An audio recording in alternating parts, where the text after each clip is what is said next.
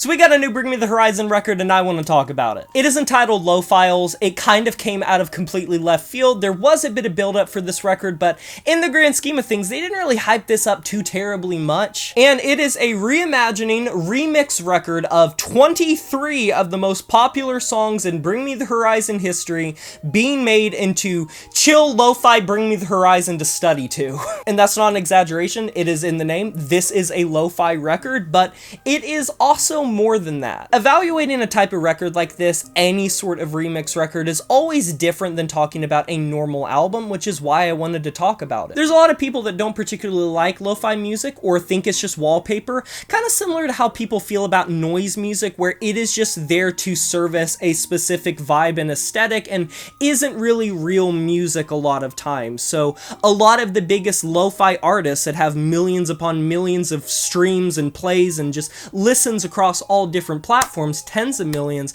people may not even know the name of the artist or who even made the music that they're listening to. And that could even be true of this album for you, because Bring Me the Horizon employed a ton of different popular lo-fi artists. I went and listened to a lot of them. I recognized some of their music, and some of these people have like 7, 8, 9, 10 million monthly streams on Spotify alone. There's a lot of love put into this record. You can tell that they put a lot of passion into it. All of these songs don't necessarily just function as wallpaper.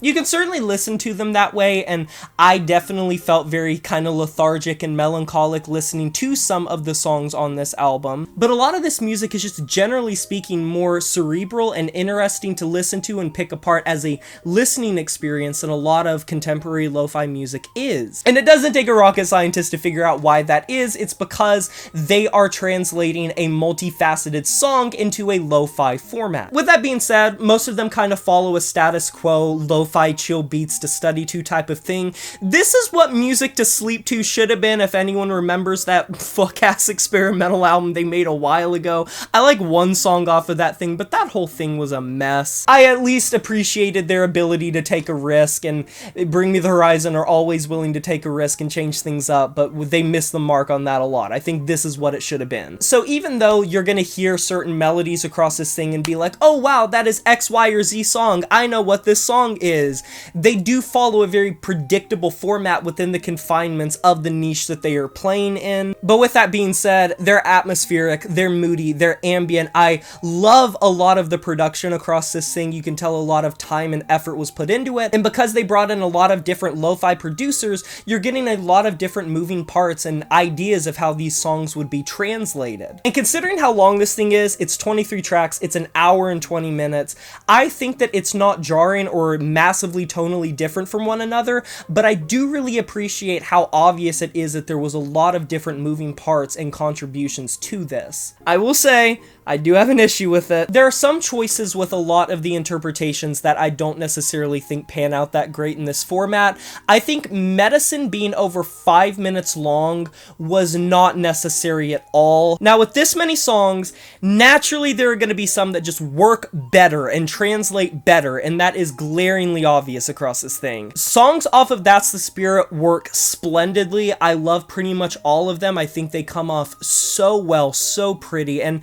I think that's just because a lot of them are very melodic as is, so songs like Drown and songs like Follow You make the transition very well, whereas some songs like Doomed maybe don't. It's probably my least favorite That's the Spirit song here. It skews heavily new school. Outside of a little bit that you are getting from Sempiternal, which is much appreciated, there is pretty much nothing from There Is a Hell backwards, and I'm not someone that's gonna unrealistically say that we need Pray for Plagues or Chelsea Smile in lo-fi form, but what I will say is massive missed opportunity to include things from There Is a Hell. That is my favorite Bring Me the Horizon record, and I think that a lot of those songs would have made surprisingly good translations into lo-fi. A big reason a lot of people love that album, and I love that album, is because of the symphonic and melodic elements of that album, and I think translating songs like Crucify Me, Fox and the Wolf, or Blessed with a Curse would have worked really well for this album. I think they would have just made great translations. But generally with a very new school flair to this whole thing and a bias and skewed towards the new school,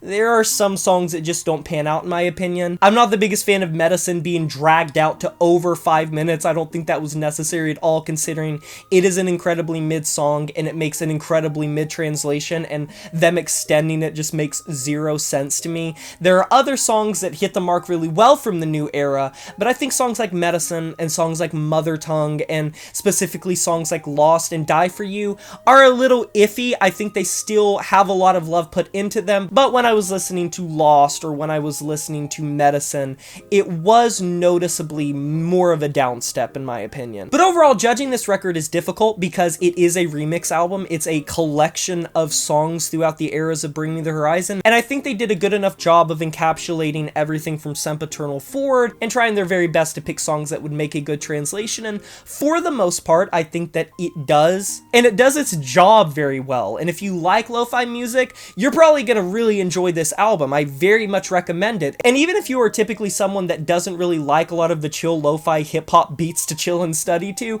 give this thing a try. It might surprise you. It's a very well-textured, multi-dimensional, very passionate project that comes across very genuinely, and I actually enjoyed quite a lot of it, and I could definitely see myself returning to this thing. But what are your guys' opinions of this Bring Me the Horizon album Lo-Files? You can let me know down in the comment section below. I can't wait to hear your opinions on this. Be sure to like this video if you enjoyed it, subscribe to join the review family today, and smash that notification bell to be notified of my future uploads. You know who it is. My name is Jay Morris, and I'm signing off saying farewell.